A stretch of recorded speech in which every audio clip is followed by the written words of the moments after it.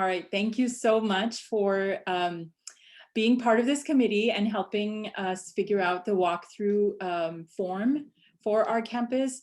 If we can start by just introducing ourselves, and I'll take that as like a sign in just because this is a Zoom meeting. I'm Samira Khan. I am the instruction coach at Lee Elementary.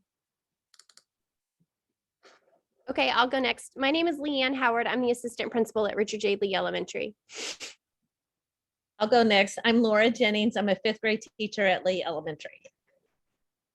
And my name is Sam Jensen. I am a second grade teacher at Lee Elementary. And my name is Lauren Whitthorne. I'm a fifth grade teacher at Lee Elementary. So excited to see all of you. I am going to open up the agenda and kind of go through what we're going to talk about, and then I'll just show you some samples. I'm going to share my screen and share desktop.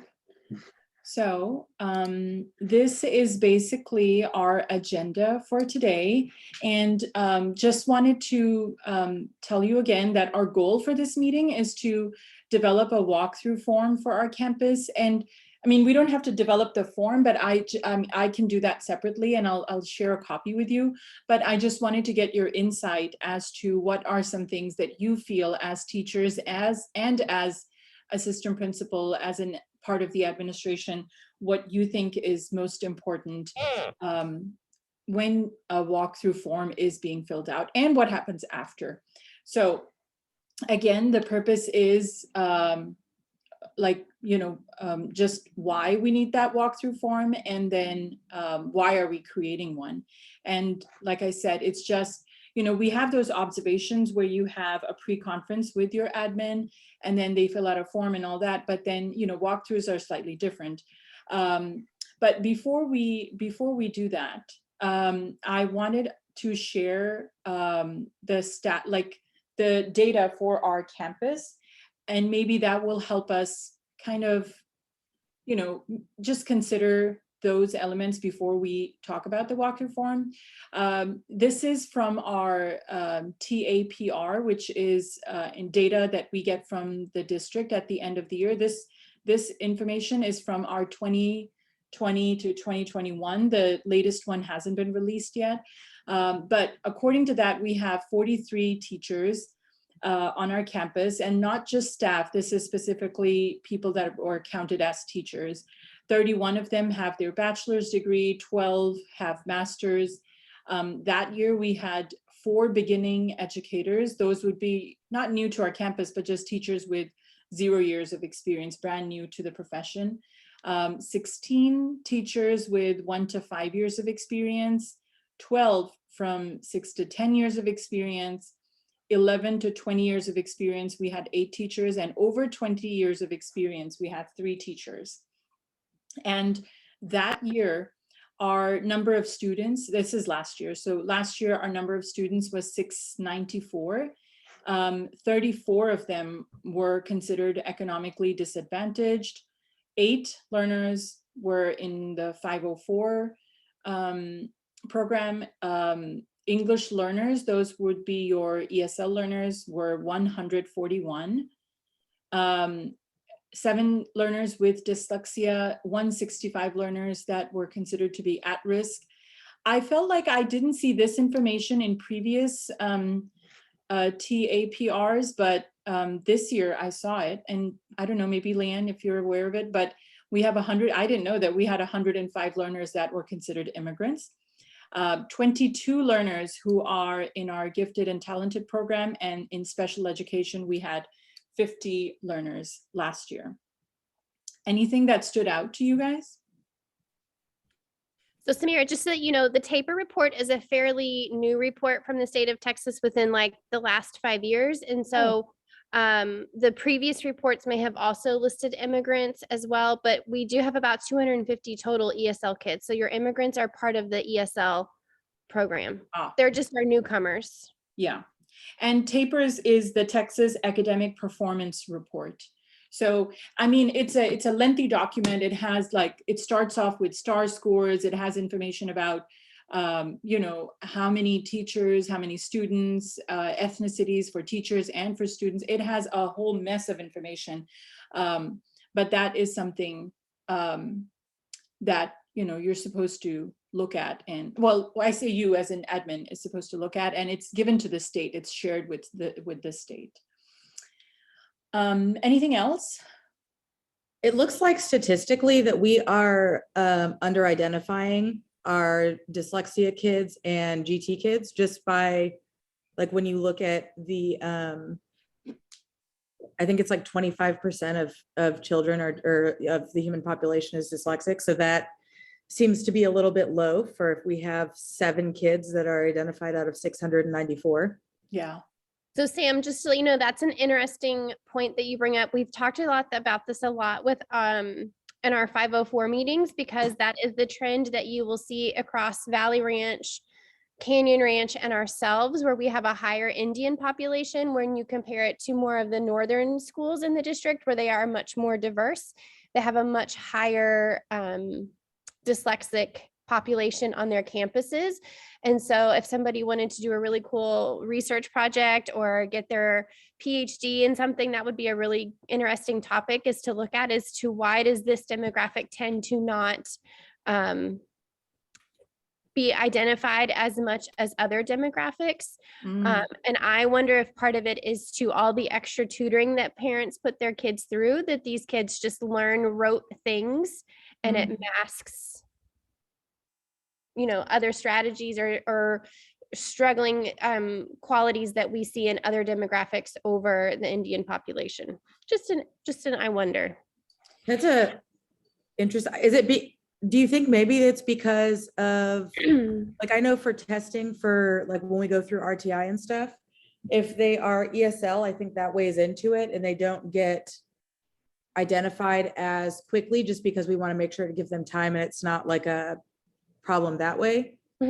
So ESL is definitely part of it. The new law with dyslexia also this year will play into this, because now kids who we feel are dyslexic cannot go straight through 504 without going the SPED route first, to make sure that we're not missing any kind of underlying issues that a kiddo may have in the learning area. And then also we see sometimes with these families who are immigrants is that they've been told by immigration lawyers, do not accept any kind of outside help or any kind of help that the school district may be offering to you, because it comes across as taking advantage of programs that you technically should not be taking advantage of yet because you're not a citizen. So sometimes we have families who are very hesitant to want to do anything because of their immigration status. Which is not legal, right? Like they can. Depends on what their lawyer tells them. I'm sorry, so they want us to go through the SPED umbrella for dyslexia from now on? Is that what you're saying? Which basically means that if a child is identified for dyslexia or for SPED, they do the whole test. They do the dyslexia testing and they do the SPED testing. Yeah. So it's not one without the other. So dyslexia testing is served under the umbrella of SPED from now on. It starts out under the SPED umbrella as we go through that initial process and we do the testing. And if that is the only thing that the child is qualifying for, then we can conclude the ARD meeting, say they do not qualify under IDEA, and cover their dyslexia services under 504.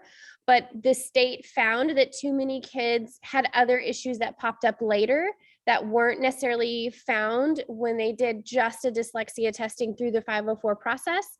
And so now all kids have to go through the SPED process and either stay SPED because they find other things, or they go 504 and it's just dyslexia.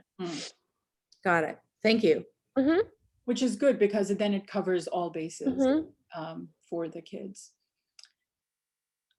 Okay. Lauren, did you see anything different from your previous school, or is it pretty much similar across the board? It's different. I came from Lakewood Elementary and DISD, and it was a very predominantly white population, and are extremely high. Like I'd say 90% of our students are GT students. Oh, So this is just interesting to look at these and see what we have to work with. yeah.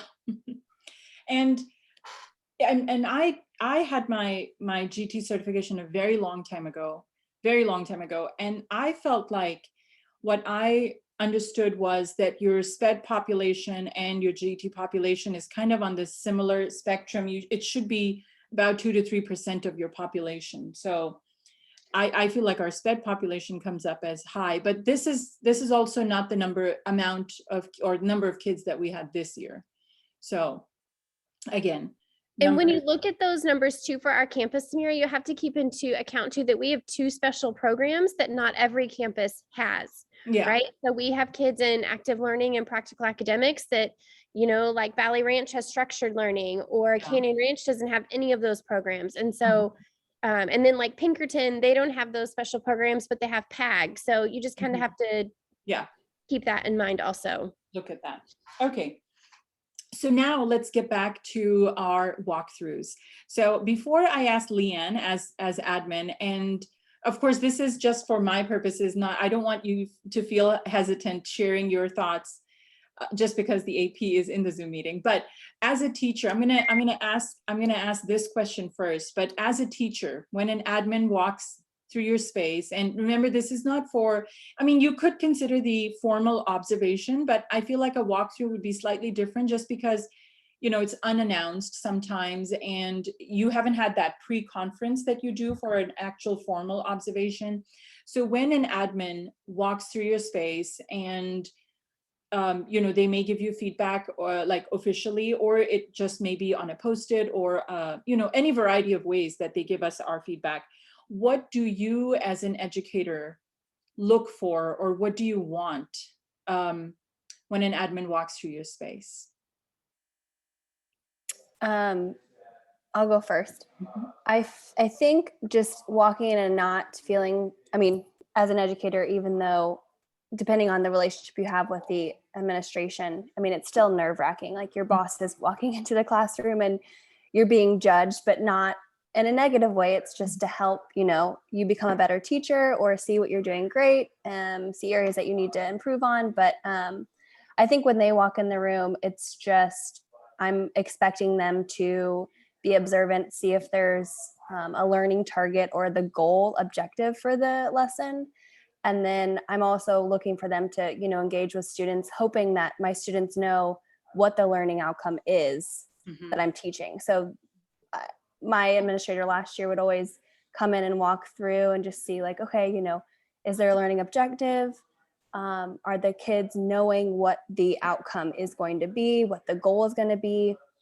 And then she or he just has conversations with them, just saying like, hey, so what are you guys doing? What are you expected to learn today? What's going on? And it's not, and I always tell the kids like, hey, so-and-so might be coming by. They're there to just look at you and see how you're doing. So it's not put on me as much. Yeah. And they're hopefully they know what's going on too. Yeah. Yeah.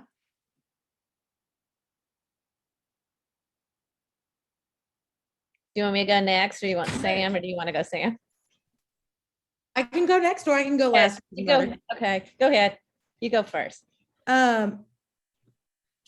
I think for walkthroughs, I like them. I'm in an open space, so it doesn't really, everybody's always in my space all the time. So like, to me, everybody just walks through. So it's not, I don't think, there have been times where I've had to ask like Leanne or Chantel, like, hey, are you just like hanging out? Or are you doing a walk? Like, what are we doing here?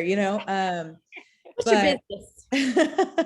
do you need me for something? Or, and so, but like, hold on, let me regather.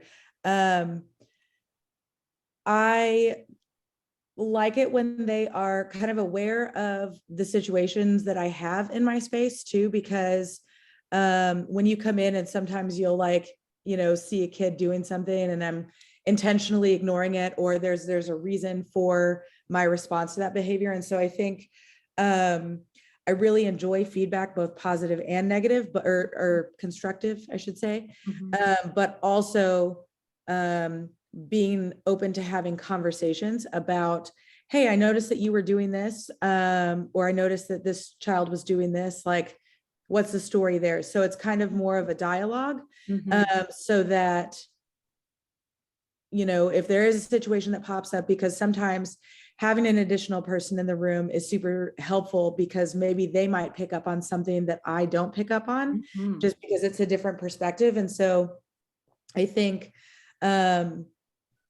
being able to be on a team with your admin, so that when they come in, it's not always about, if sure, they're evaluating me and they're judging my teaching and they're judging the way that I run my classroom, but also having a relationship with them where it is a constructive, where they can maybe point things out, or even like suggest training, like if they're coming in consistently on those walkthroughs and they're noticing that I have a deficit, or even a strength somewhere, maybe recommending trainings or next steps so that I can continue to grow as a professional.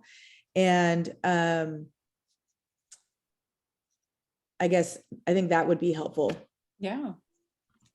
Yeah, and I'm just the same with Sam. Our rooms are kind of the same, and I feel like people are always walking through.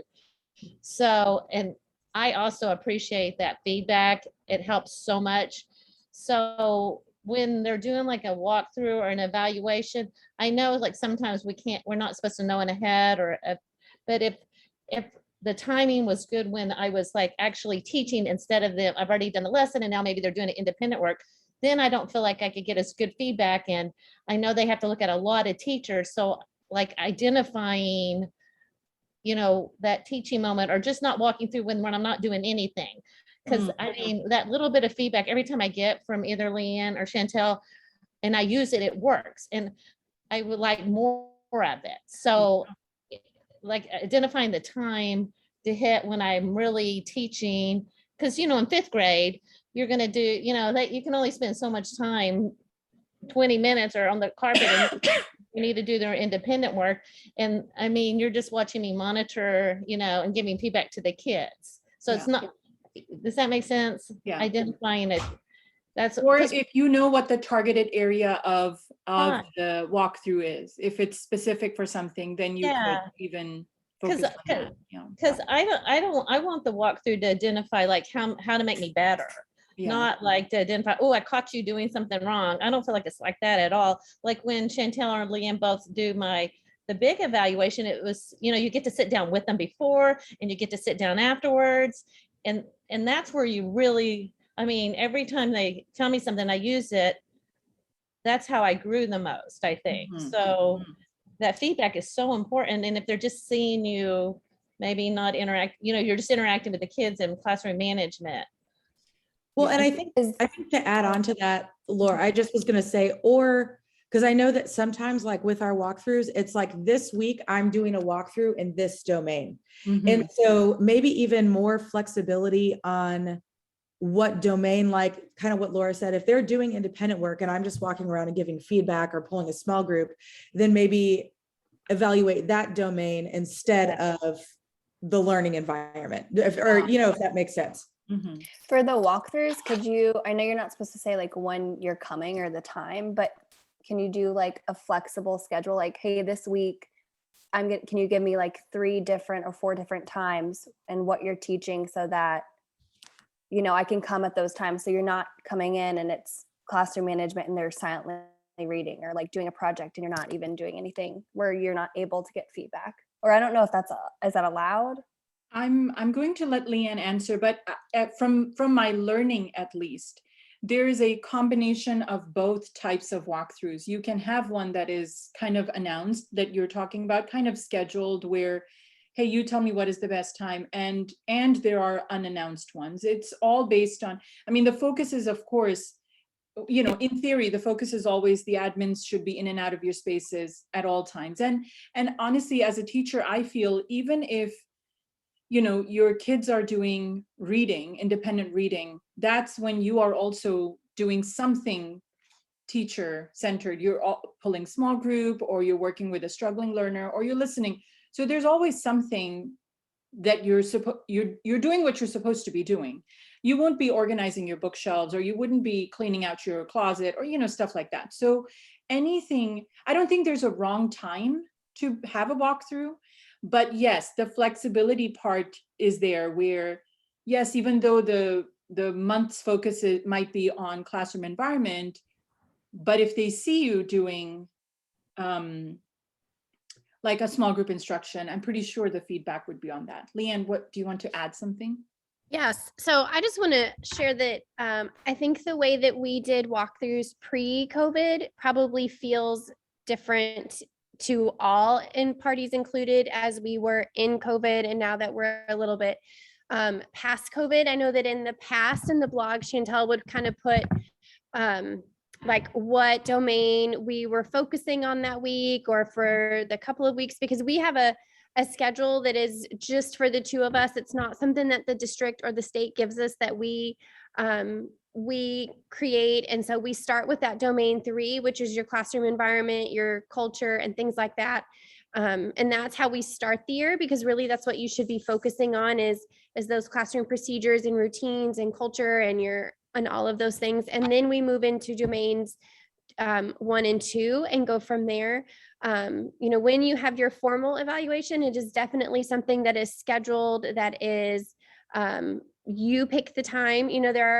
We don't have to let you pick the time. There are some campuses that say, oh, here's your 2-week window, and I'll be in sometime in this 2-week window. But we really want to give you guys that time for you to choose, what is best and what is not best for you. When we do those formal observations, you also have the right to say, oh, this is not a good day and I need to reschedule this. And we totally get that.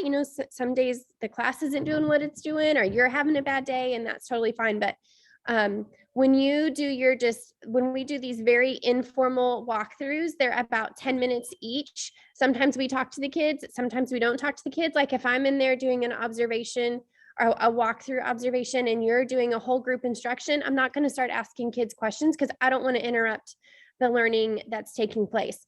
I love to see the other parts of the lesson, right? Like I know, like Laura was saying, I want you to come when we're teaching, but I really like the non-teaching moments, because then I get to see you guys interact with the kids, and how are the kids interacting with each other, and what are those other classroom procedures like? Do they know what to do when they finish their work, and are they supposed to go to an extension activity? Are they supposed to start reading? Are they supposed to, what are they supposed to do? And so walkthroughs are never I gotchas. It is always about, here are all the great things that you've done. I wonder about this, or I wonder about that. And like Sam said, those notes that we leave that may have an I wonder on it lead to some really great conversations. And because I may say, I wonder why this kid was working in the collab. And then Sam stops by later and says, oh, thank you for stopping by. She was working in the collab because blah, blah, blah, blah, blah. Oh, that makes more sense. I'll make sure I stop in again later this week and see if I'm seeing the same thing, or, we have that kind of coaching conversation and get that second point of view, or whatever we need to, do to help a kid or help Sam or anything like that. So that's really what walkthroughs are for us. Well, and I think, I don't know the legality of this, but it feels like our walkthroughs, because I know that I have set goals, like professional goals in a specific domain before, and then especially COVID has been different. So I'm sure that my memory here is short-term. So I'm just gonna throw that out there also. But if I set my goal as communication, then to me, I would love for my walkthroughs to be more based on that domain, so that I can track my feedback towards the goal that we've set together at the beginning of the year for my professional growth, and not necessarily I don't want it to feel like a checklist of okay, I'm walking through learning environment this week because that's just what we're working on as a campus, and I would appreciate it if it was more personalized based on what my professional growth needs are. Oh, interesting. All right, I'm going to, I know that the next part is what should feedback look like, and that's kind of what we were talking about.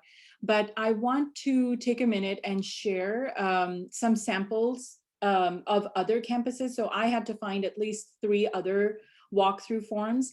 And I know the one that we have as a district, you have had a walkthrough, and I don't know, Leanne, if your end would show up as mine, but I'll quickly go through ours. This is what I could see on my end, where it's just evidence where you would type out, what do you see for, if you're doing a walkthrough on planning, on instruction, on learning environment. Is this what you see on when you guys have a walkthrough, Laura and Sam? Something similar? Yeah. Right? So they would just type in, like this one says this is just a test, but they would type in what evidence they see of Right. all of these that are happening. So I'll just take out this one. And the next one that I wanted to talk about was from EL Education. And EL is expeditionary learning. And this is where I used to work in before, so I thought it would be nice to share. Now, this is slightly, I thought it was interesting. They had 2 versions of this. One was divided by like grade level. So if you have 6 teachers that are in, let's say, 1st grade, and the admin wanted to observe all 6, so they could do it on one page, like one document, just to compare. And their reasoning for that is you may find, like, I think, Sam, you were talking about it, where if a certain teacher is lacking in certain areas, then, who does that teacher reach out to? So if they have that sort of documented. But Lauren, you were talking about objectives and learning targets. EL Education is big on learning targets. They want it to be I can statements in kid-friendly language all over. So they have their targets and or they have their areas, and E stands for evident, SE would be somewhat evident, and NE stands for not evident. So they're circling these as they're coming around. And I think, Laura, you were talking about the different areas, like what is the focus area? So this box would be for learning targets. Then the teacher use of learning targets, because it's not just about putting up a target, but it's about, how are you interacting with them? And I think, Lauren, you were talking about that. So this continues there. Teacher use of checks for understanding. So your common formative assessments, or how are you making sure that kids understand what you're teaching? And then student experiences with checks for understanding. And this area is deeper instruction, effective learners. So this is kind of like how we have our domains. These are their areas. And then down here for equitable opportunities and access. So the teacher provides supports, encouragement, opportunities equally well for all students in the class across all subgroups. So this kind of tackles, the differentiation piece. And if this is not evident or somewhat evident, there's space for anecdotal notes.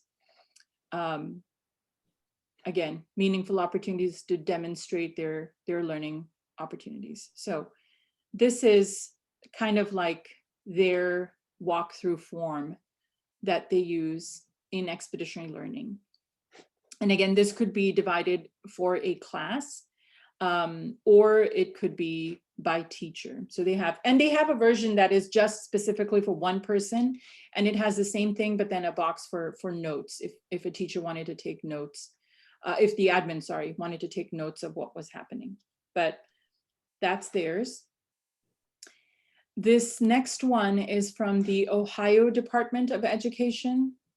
So this is a little bit, general observations. This is for, these are the things that they were observing. Teacher is consistent. Lesson makes clear and coherent connections. Expectations. Feedback is substantive. Multiple assessments. So it has those feedbacks, but then, identified focus area. If there was a topic that y'all had decided with your, or you were saying that, it's shared in the blog, what area we're focusing on. And then you have space for admin comments, and then you sign it. And this is kind of like an open-ended form as well, where it's just scripting what you see happening in the classroom. So that's the second one. This one is a very simple one. This is one walkthrough form that is copied twice for, and it's simple in the sense it's just the teachers, the basic information, arrival time, departure time. It talks about how many students were on track, how many students were off track. Is the room neat and organized? Are classroom rules and expectations posted? Evidence of differentiation. So those key areas that you want to focus on, and then notes, space for notes and evidence. And then a general, what is the area of strength? What is the area of growth? I'm just looking at time. So there's that. So this is kind of, I feel like this was the most basic one with, specified areas to focus on. I do want to very quickly share one more, even though I was supposed to talk about just 3, but this one I found on our TEA website, and this is specifically for STEM.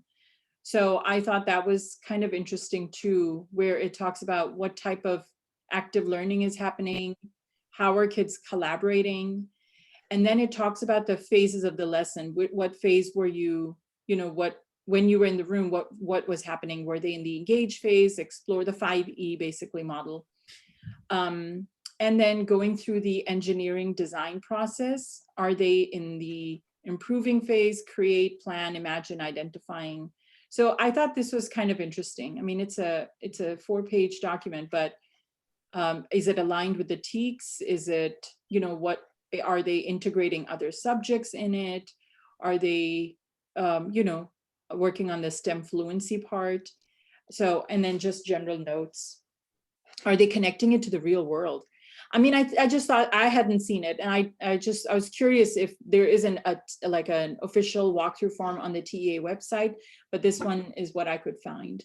So I know that I've quickly gone through, 4 different forms, but if you were in charge as teachers, or, Leanne, if you had the choice to create an ideal walkthrough form, what are some components that you would like? If you were to get, as a teacher, if you were to get some sort of feedback, of course, there's nothing that takes the place of that actual conversation, the feedback, the verbal feedback part. But if you were to get a piece of paper after a walkthrough, what would you want on that? I'll go. Did Yeah. you want? I liked the less, not check. Oh, I had this done. I did this. I noticed this, and maybe something like, here's a suggestion, or this is what you're doing good. Instead of saying, do I have this? Am I? Because I know where I was when I gave that lesson. I know I was in engagement, or I was in small group. Yeah. I know what I was doing. But what did you like about it, and what could I improve? Like the Post-its they do, something like that. Yeah. I mean, I don't know. Like maybe do like a sheet of paper that has, just check like what were you covering, and then 2 boxes where it's like appraise and constructive criticism, like praise them on, I really liked how you were engaging with the students during the stations, and then constructive criticism, like, hey, maybe next time try this, like Some ideas sort to of help. feedback, to help you grow. Not even like criticism, but like something, hey, try this next time, or because you're not like I said, if they just show up in in the middle of the day, let's say they come at 2 and you've been teaching all day and the kids are tired. I mean, it's hard to hit all those check box when you're only getting a couple walkthroughs a year. Yeah. I mean, you're getting walkthrough all the time, but an evaluation with it. Yeah. I think I like the mixture of objective and subjective feedback on the form that you have pulled up right now. Okay. Because I like that, if we identify as a campus that we have 3 things that we're going to look for every time. Is it neat and organized? Are your classroom expectations and objectives posted? And then something else, I like also where it kind of said the percentage of on track and off track students, Mhm. because that's, when you look at that, you're like, okay, well, if half the class isn't paying attention, then like, it doesn't matter what feedback I give you, you need to make some changes, and so I think that's a different conversation that you need to have, you know? Yeah. But I also like how the open-endedness of that, because of, like, if you think about, I mean, Samira, you know how many times I have completely flipped my classroom upside down and been like, no, we're going to do it this way Mhm. for 3 weeks. And then the next week, we're going to do it that way. And so, if I'm trying something new, I don't necessarily want to be evaluated like I've been doing it the whole time either, you know? Yeah. Um, And I like how, like you're saying too, Sam, like when you're teaching or you're engaged, I don't notice what 10% are doing. You know, it's so having someone else in there to give you that kind of feedback. They were on task. Maybe they weren't, you know, it's hard to teach, you know, connect, answer questions, and make sure everybody is like engaged. All How many 27 kids are paying All attention. Yeah. 27 kids. Yeah. Yeah. Yeah. In an open space with a million people walking by all day long. yes, well, Laura and I are in the middle of policing the bathroom behavior. Yeah, and 8 times a looking day. for toilet paper all at the same time. And some of us may be a little loud, so you know, there's that too. And the parents that are walking through your room because they don't realize that is a room right there. Yeah. Yeah. Leanne, what do you think? I mean, if you were told, okay, you can't use this the perform observation thing that we have. First of all, perform is not my favorite thing. There are some things that I like about perform. I like that compared to what we had with Eduphoria, that we can take pictures and we can put those in. I think those are great reference points, especially if I don't necessarily type it in a document. I can take pictures of the great things or the things that maybe aren't working, or here's a picture of your whole group and you can see who's on task and who's not on task, kind of thing. When we did Strive and Eduphoria, we could choose, do you want to do the all three domains, or do you want to go in and look at one specific domain and then within that domain, which subset of that domain?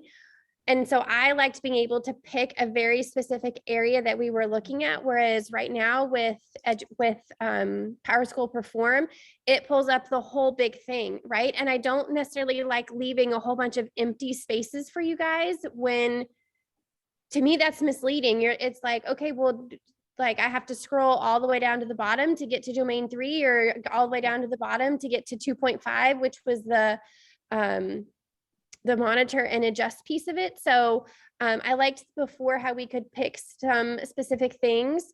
And then I have a flip chart that has all the domains and all the specific things that we look for. And so, you know, in Eduphoria, we could just have it all right there, whereas Strive. So I would want something that's more user-friendly to me, where I could click on a couple of things, because it is a digital thing for us. The district keeps up with these. There is an expectation from the district, at least there has been pre-COVID, about the number of walkthroughs that we did. And so pre-COVID, I would average over 100 walkthroughs a year.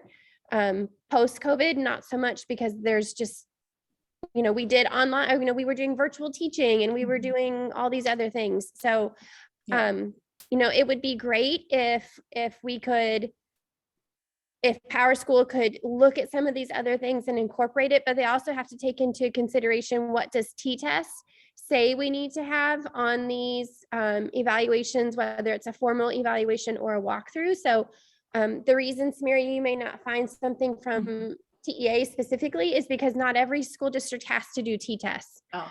So that's why they may not have something that looks very specific to T-Tests right now. Okay. Well, I want to respect your time, and it's already been 40 minutes.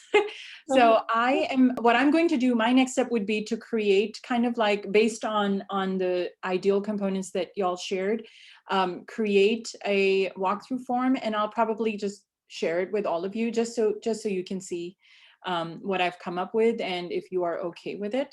And that's it. And then is it okay for me to ask one of you to just spend a little bit more time tomorrow, where in the real world, I'm going to stop the recording because now I'm talking about the assignment. Okay, in the real world,